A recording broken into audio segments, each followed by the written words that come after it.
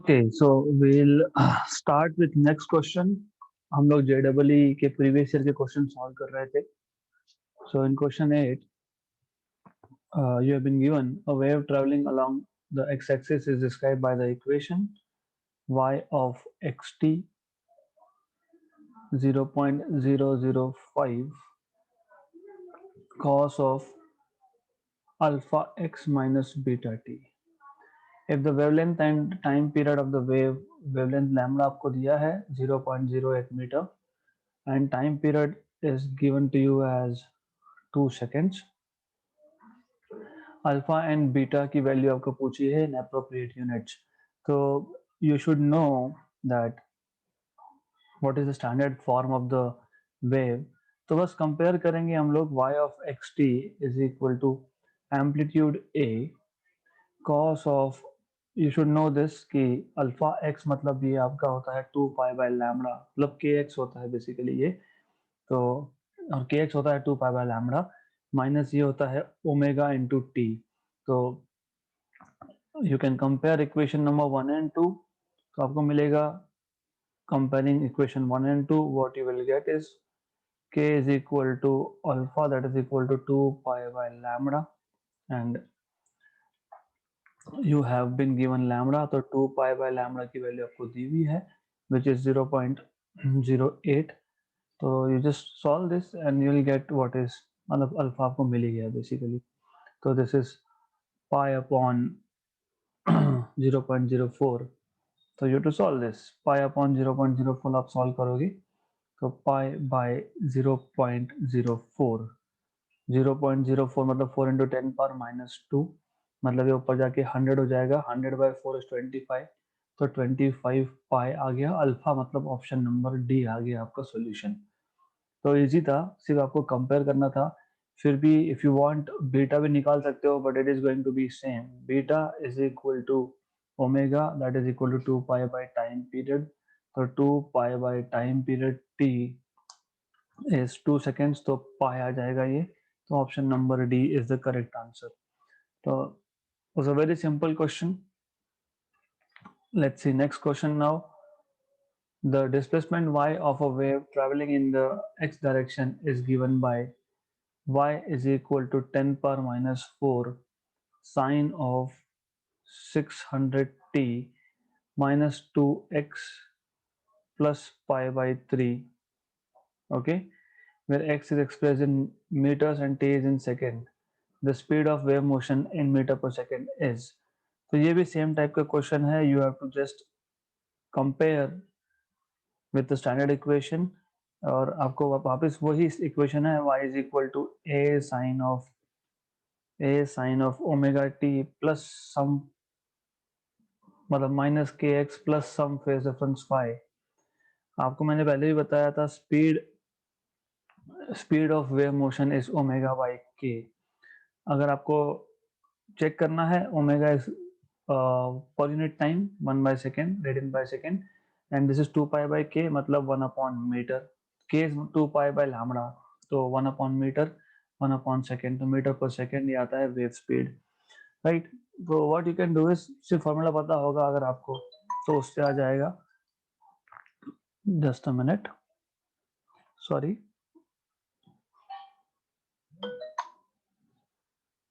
या so otherwise you can also do it from v is equal to N lambda, यहाँ से भी आ सकता है. इजी है, सिर्फ 2 पाई हमने एडजस्ट किया, तो 2 पाई एन अपॉन 2 पाई, और लैम्बडा जो है मैं नीचे ले गया, तो ये ओमेगा बाई के बनता है. तो you can just do this way also, it's up to you कि आपको कैसे करना है, राइट. तो omega by K, omega this and K is this, तो it's a simple question basically, कुछ भी नहीं है उसमें. ओमेगा की वैल्यू 600 है एंड दिस इज 2, तो 300 meter per second will be the speed of the wave motion.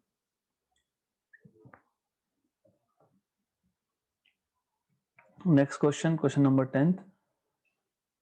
In the experiment to determine the speed of sound using a resonance column, prongs of the tuning fork are kept in vertical plane. Okay. Prongs of the tuning fork are kept in horizontal plane. In one of the two resonances observed, the length of resonating air column is close to the wavelength of sound in air. In one of the two resonances observed, the length of resonating air column is close to half of the wavelength of sound in air. So basically, I don't know how many of you know what is a resonance column. Column मतलब column, column मतलब vertical होता है, beam मतलब horizontal होता है. अभी logically ऐसा है कि मुझे अगर यहाँ पे साउंड वेव भेजना है तो मुझे ट्यूनिंग फोर्क को ऐसा ही रखना पड़ेगा. I can not keep a tuning fork like this, क्योंकि अगर मैंने उसको सेकेंड पोजीशन में रख दिया तो साउंड वेव यहाँ पे ट्रेवल होगा.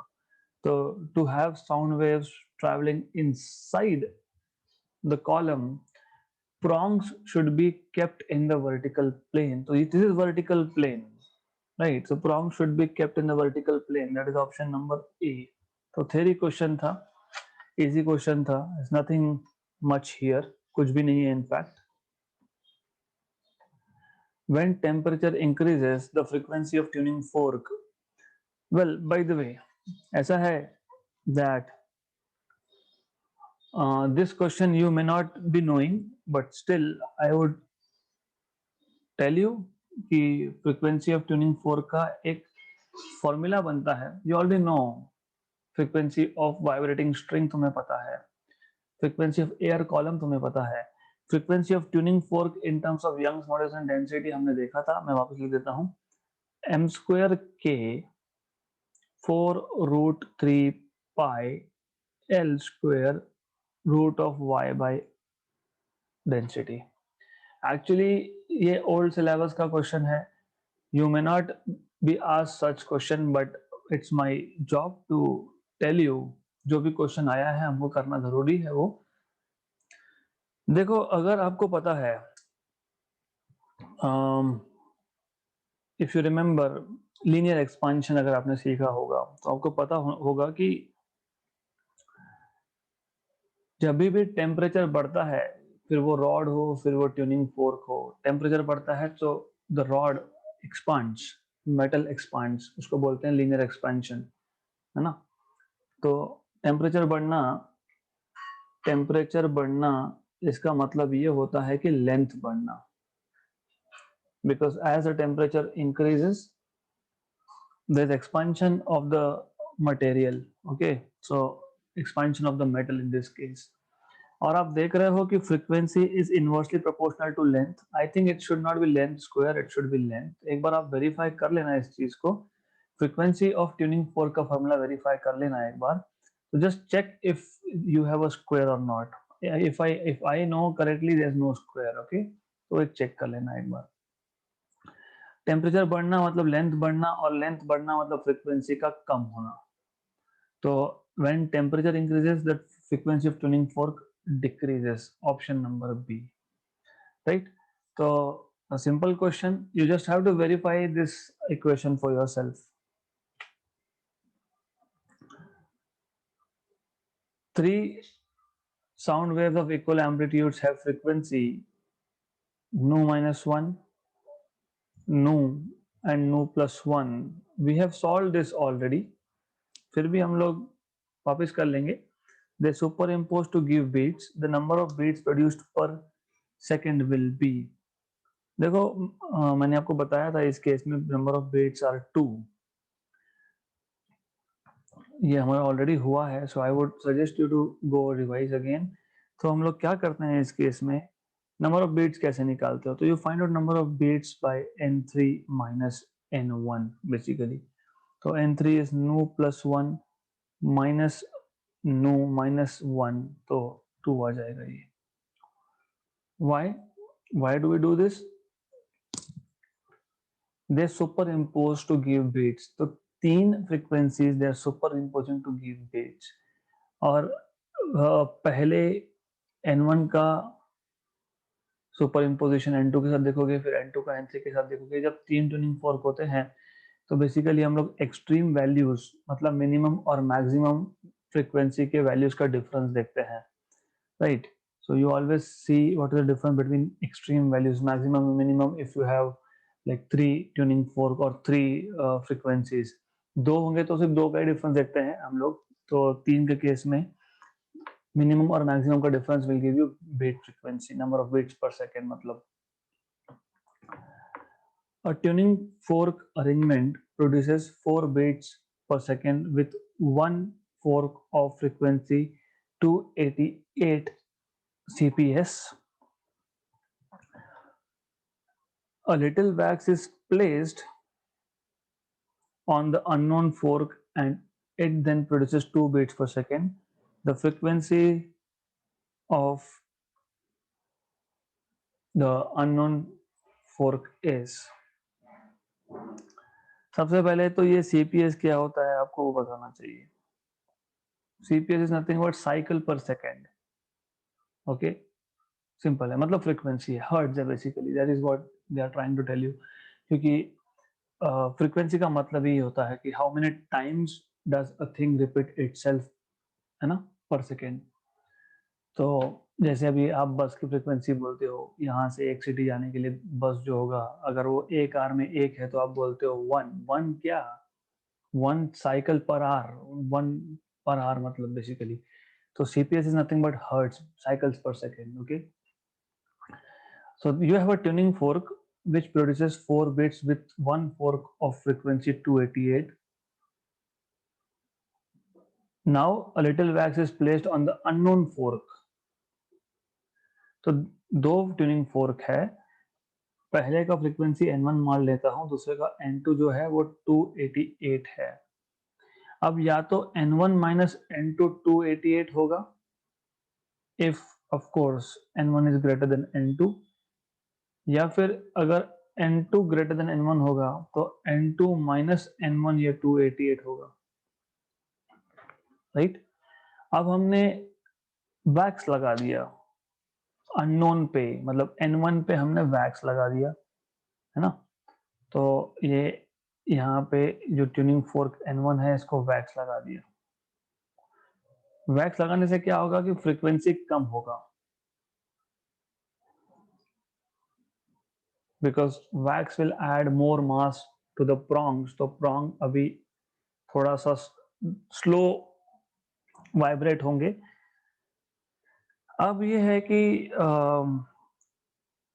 बीट फ्रीक्वेंसी 2 हो गया, अब मतलब N1 डैश माइनस N2, ये 2 आ गया। I am really sorry for this, मैंने यहाँ पे 4 लिखना चाहिए था।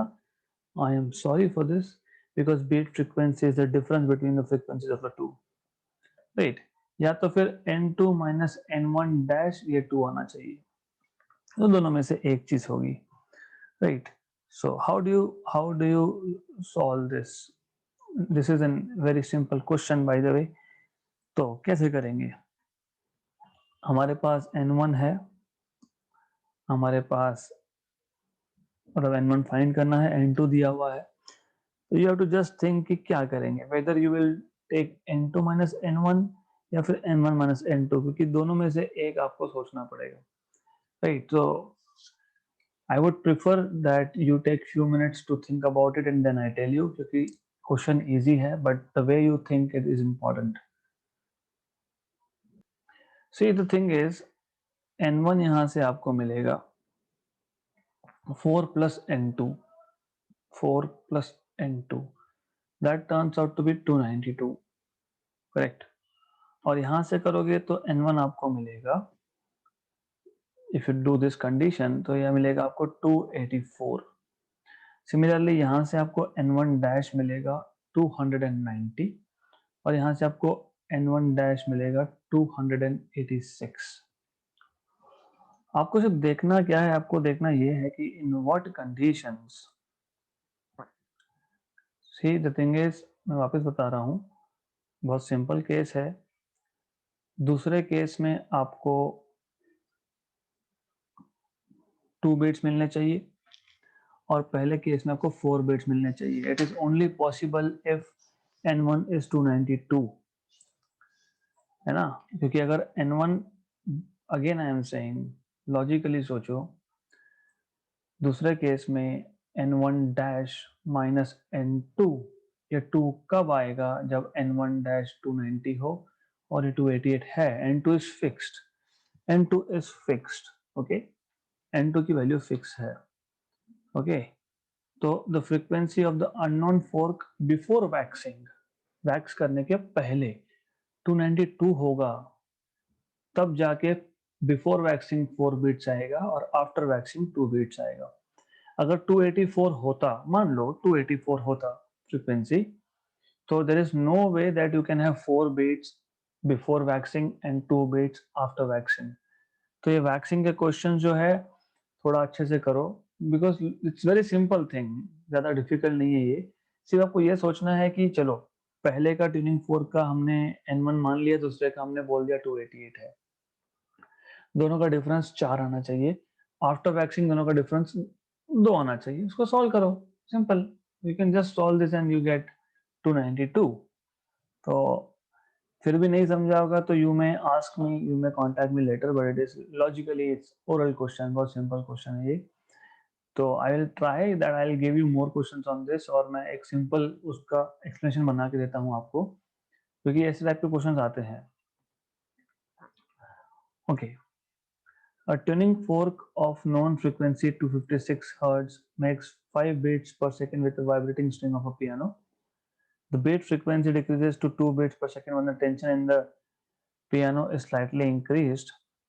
The frequency of the piano string before the tension was increased is, तो ये more or less same type का क्वेश्चन है, मतलब वैक्सिंग और ये दोनों क्वेश्चन सेम है। तो what I would like you to do is that you should take this as an assignment, क्योंकि ये मोर और लेस सेम टाइप का क्वेश्चन है, वही करना है जो अभी हमने किया है, और आंसर आपका आएगा ये, the same thing, the same logic जो हमने अभी किया है वैसा ही है ये।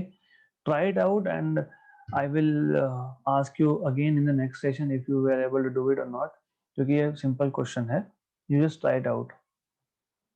Okay, 15th, two pulses in a stretched string whose centers are initially 8 centimeter. तो initial distance center to center is 8 centimeter, मतलब देखते हैं, are moving towards each other as shown in figure. The speed of each pulse is 2 centimeter per second. After 2 seconds, the total energy of the pulse will be. They are moving towards each other after at a speed of 2 centimeter per second. Initial distance दोनों में 8 centimetre है, दोनों का speed 2 centimetre पर second है। 2 second के बाद उन्होंने 4 सेंटीमीटर क्रॉस कर चुके होंगे वो, they will be crossing, right, 4 centimetre each. मतलब थोड़ा सा सोचो, आइडियली सोचो क्या होगा 2 सेकंड के बाद। मैं ऐसा करता हूं, ये है इनिशियल सिचुएशन मान लो, तो यहां से लेके तो यहां तक का डिस्टेंस जो है that is 8 centimetre initial distance. They are moving towards each other, right? They are moving towards each other. अब इसका स्पीड है 2 सेंटीमीटर पर सेकंड, इसका स्पीड है 2 सेंटीमीटर पर सेकंड। तो 2 सेकंड में पहले पल्स ने 4 सेंटीमीटर कवर किया, दूसरे ने भी 4 कवर किया, 4 and 4, मतलब after 2 seconds they are completely overlapping. So after 2 seconds this is a scenario, they are completely overlapping. Completely overlapping मतलब ऐसा है कि you can say there is antinode, maximum displacement. So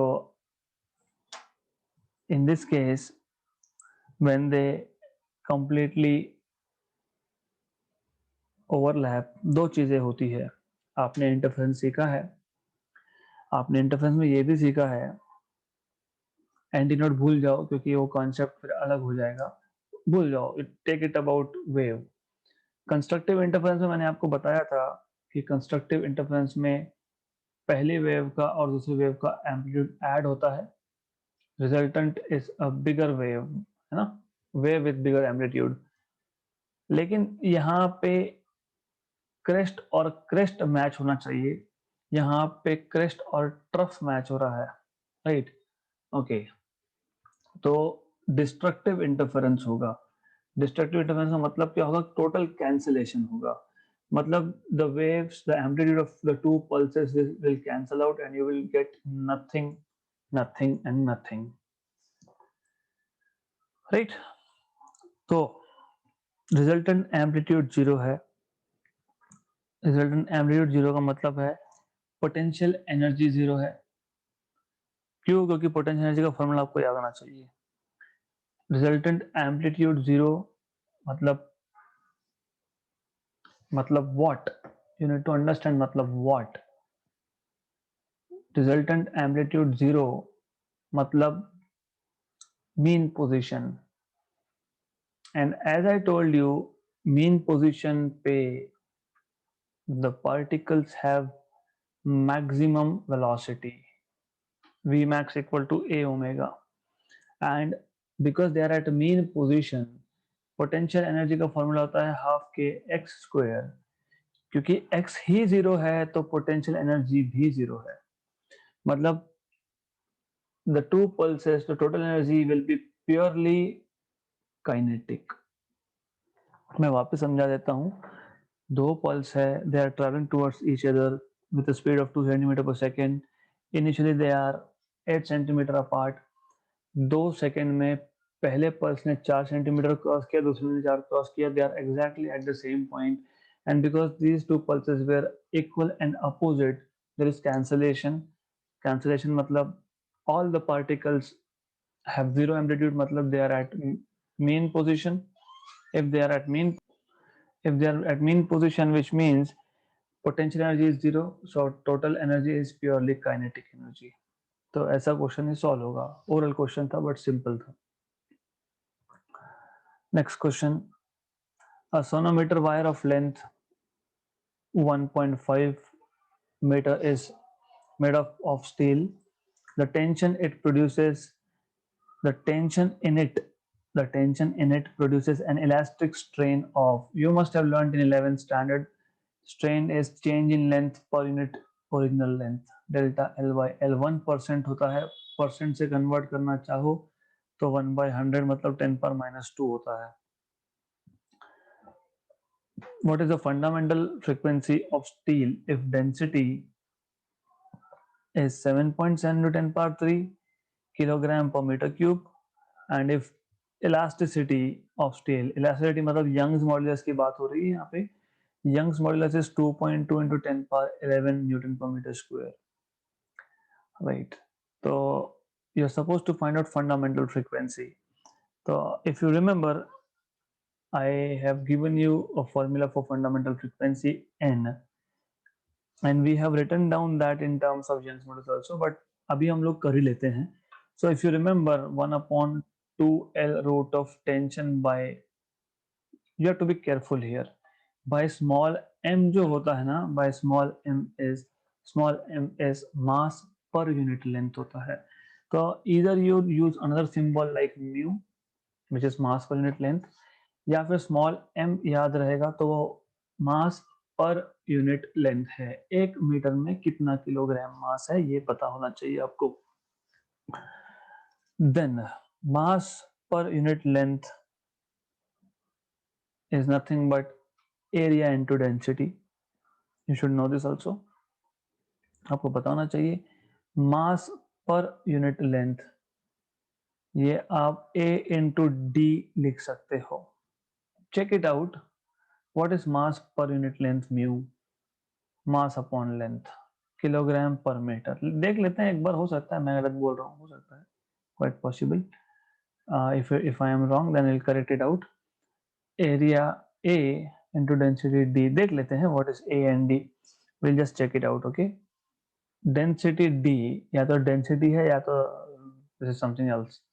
so meter square, density is kilogram per meter cube। so what I was saying is correct, so it is not wrong। so I'll just change the symbol, I'll just write rho instead of D here।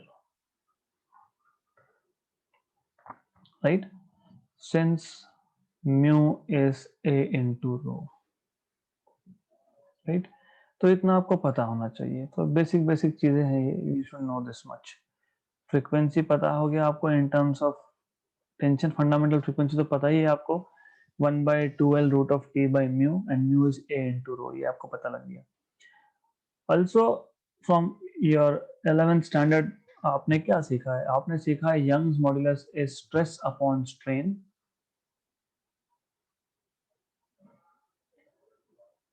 और आपको ये पता है कि force मतलब tension होता है in case of strain, है ना? तो ये आएगा A times of delta L by L, मतलब मुझे यहां से मिल गया T बाई A का formula. T by A is Y delta L by L, मतलब fundamental frequency is 1/2 times of original length L। Original length को आप कैपिटल L से डिनोट करो, स्मॉल से डिनोट करो, doesn't matter, right? Under root of T by A is Y times of delta L by L upon rho, क्योंकि मैंने T by A की जगह पे सब्स्टिट्यूट किया हुआ है।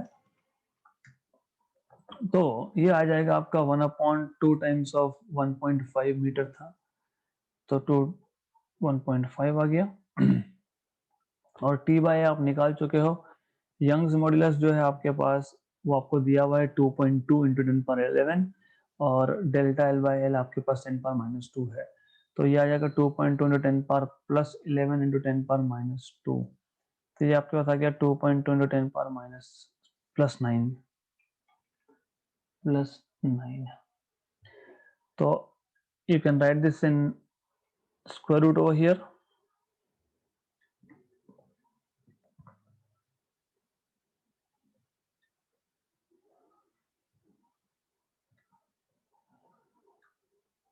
so you will have this as 2.2 into 10^9, और डेंसिटी आपको दिया हुआ है 7.7 into 10^3, 11 2 11 7 तो 2/7 into 10^+6, और वो सॉल्व करोगे आप, so you have to solve this, okay? So you will ultimately have to put values, solve this finally after all the calculations, और इजी भी है कैलकुलेशंस, कैसे मैं बता देता हूँ। 10^+3 नीचे से ऊपर गया, 10^-3 होगा, 9 में से 3 गए 6, वो ब्रैकेट के स्क्वायर रूट के बाहर, तो 10^3 और नीचे 3 है already, 2 into 1.5 is 3, root of 2/7, root of 2/7 अगर आपको ये थोड़ा सा डिफिकल्ट लग रहा है तो we can make it easy if you want. So it is like √2 आपको पता होना चाहिए, रूट इज 1.414, एंड √7 की वैल्यू भी 2 से 3 के बीच में आती है, रफली। तो if you do rough things, तो you can get what is root of 2/7, तो रूट ऑफ 2/7 आपको मिल सकता है इजीली, रूट ऑफ 2/7, क्योंकि √2 इज 1.414, और जो 7 है उसका 2 से 3 के बीच में आएगा, तो रफ अगर आप बोलोगे तो 0.5 के आसपास वो स्क्वायर रूट आएगा, rough I am just talking about rough calculations, 0.5 के आसपास आता है ये, दिस इज रफली 0.5, ओके? तो 1/3 इज 0.333, 0.33 इंटू ये 0.5 से थोड़ा ऊपर जाता है वैसे, तो इंटू 10^3, तो ये आपका 160 से थोड़ा ऊपर जाएगा आंसर, इंटू 10^3, तो 178.2 is the exact value of it, ये एग्जैक्ट वैल्यू आती है इसकी 178.17, okay? So the part of calculations वो आपको लॉग टेबल से करना पड़ेगा, लॉग एंटी लॉग करके आप कर सकते हो, बट क्वेश्चन में फॉर्मूलाज कौन सा यूज करना है, that is very important thing, okay? तो कैसे हम लोगों ने फंडामेंटल फ्रीक्वेंसी के फॉर्मूला में यंग्स मॉड्यूलस कैसे लाया, तो this is the way you do it, तो ऐसा आता है वो। Next question. Length of a string tied to 2 rigid support is 40 centimeter. 2 rigid support है. The length here is 40 centimeter. Maximum length of a stationary wave produced on it. तो आपको ये पता होना चाहिए कि मैक्सिमम लेंथ मतलब क्या. बेसिकली इफ यू नो, देखो जब एक लूप बनेगा मतलब फंडामेंटल फ्रीक्वेंसी जब होगा तो लैम्बडा बाय 2 होता है. ऐसा क्यों लैम्बडा बाय 2 होता है? क्योंकि आपको पता है कि फंडामेंटल मोड में, फर्स्ट मोड ऑफ वाइब्रेशन में you have just one loop, एक ही लूप होता है. नोड टू नोड डिस्टेंस जो है लैम्बडा बाय 2 होता है. अगर मान लो मेरे पास सेकेंड मोड होगा, सेकेंड मोड में 2 लूप्स होंगे, the one I am showing in red. इस केस में लेंथ आप क्या लिखते हो? लेंथ आप क्या लिखते हो? Lambda by 2 plus lambda by 2 मतलब लैम्बडा. बराबर. तीसरा मोड होगा तो क्या करोगे?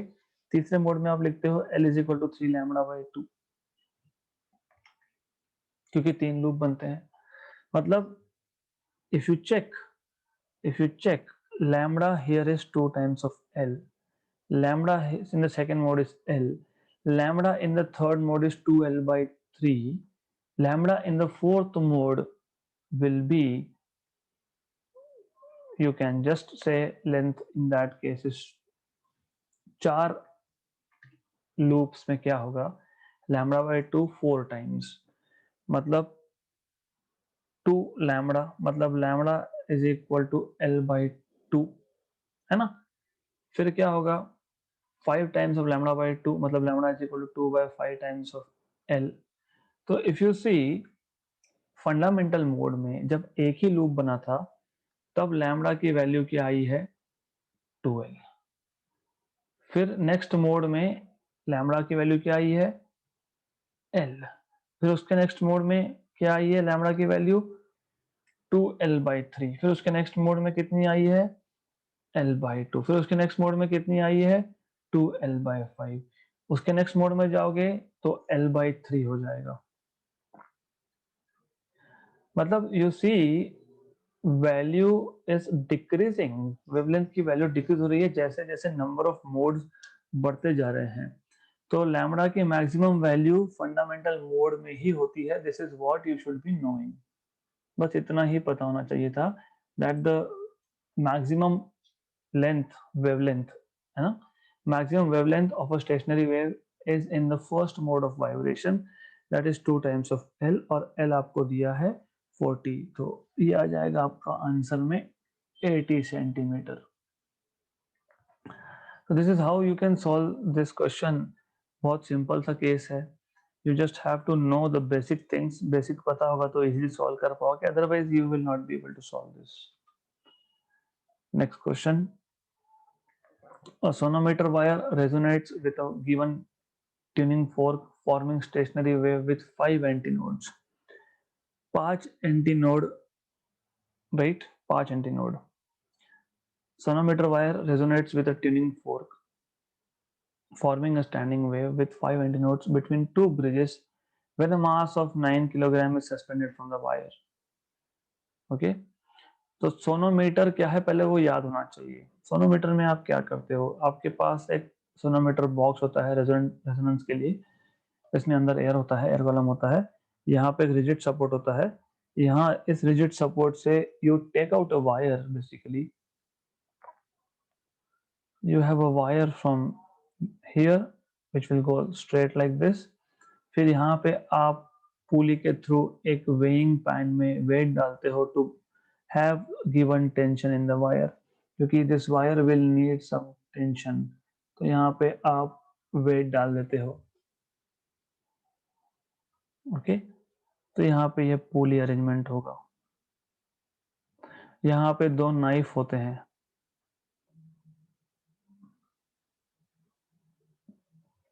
ओके. तो यहाँ पे आपने 9 किलोग्राम का वेट लगा के रखा हुआ है, ऐसा बोला है, suspended from the wire, something like this. When this mass is replaced by mass m, अभी 9 kg हटा के मैंने कैपिटल M मास रख दिया, तो wire resonates with the same tuning fork, forming 3 antinodes for the same position of the bridges. मतलब सिर्फ इतना है कि पहले केस में ट्यूनिंग फोर्क था हमारे पास, we have a tuning fork और फर्स्ट केस में 9 किलोग्राम मास के साथ देयर वाज रेजोनेंस। दूसरे केस में ट्यूनिंग फोर्क और एम मास के साथ there is resonance, right. If you remember, आपको याद होगा मैंने आपको बताया था फंडामेंटल मोड ऑफ वाइब्रेशन, ये एक स्ट्रिंग है विच इज स्ट्रेच स्ट्रिंग। आपको याद होगा फंडामेंटल मोड में 1/2L root of T by mu आता है। दूसरे मोड में 2n आता है, मतलब 2 times by 2L root of T by mu आता है। थर्ड में 3n आता है, that is 3/2L root of T by mu आता है, राइट। मतलब इन जनरल मैं क्या करूंगा, पीथ हार्मोनिक, ओवरटोन नहीं, मैं ओवरटोन की बात नहीं कर रहा हूँ, मैं पीथ हार्मोनिक की बात कर रहा हूँ। क्योंकि हार्मोनिक मैंने आपको बताया था, अगर n फंडामेंटल है तो first harmonic, second is like second harmonic and so on so fourth.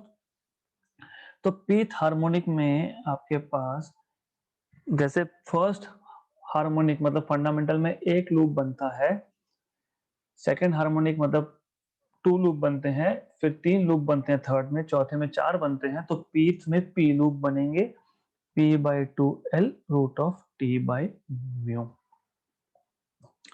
This is the general formula, right. अब केस 1 में क्या हो रहा है, केस 1 में ट्यूनिंग फोर्क का फ्रीक्वेंसी और स्ट्रिंग का frequency they are matching, right. लेकिन पहले केस में 5 लूप्स थे, क्योंकि बोला है 5 एंटीनोड है, मतलब 5 लूप्स है, something like that, okay, you can just imagine this thing। Case 2 में वही ट्यूनिंग फोर्क है, लेकिन अभी 3 एंटीनोड्स है। यहाँ पे मास जो था m1 जो था वो 9 kg था, यहाँ पे मास m2 जो है वो m kg है, राइट। तो फिर हम लोग बोल सकते हैं from equation number 1 and 2, so from 1 and 2 चाहिए तो मैं इसको डैश बोल देता हूँ। So from equation number 1 and 2 what we can have is n5 is equal to n3 dash। n5 जैसे मैंने आपको बताया, फॉर्मूला तो यही है, जनरल फॉर्मूला p/2L, तो 5/2L root of T, tension पहले केस का जो टेंशन T1 होगा दैट इज 9g, क्योंकि 9 किलोग्राम का वेट है उस पे, तो 9g, ये जो 9g जो ग्रेविटेशनल फोर्स है that will produce tension in the string, तो 9g अपॉन म्यू। और सेकेंड केस में जो टेंशन T2 होगा दैट विल बी mg, तो 3 बनेंगे तो 3/2L under root of mg by mu. तो 2L कैंसिल, म्यू म्यू भी कैंसिल, क्योंकि वायर सेम है तो मास पर भी सेम है, इसको स्क्वायर कर लोगे तो 25 into 9g is equal to 9 into mg। G भी गया, 9 भी गया, तो 25 किलोग्राम का मास होगा सेकेंड केस में। तो that simple is this question, बहुत सिंपल क्वेश्चन है ये।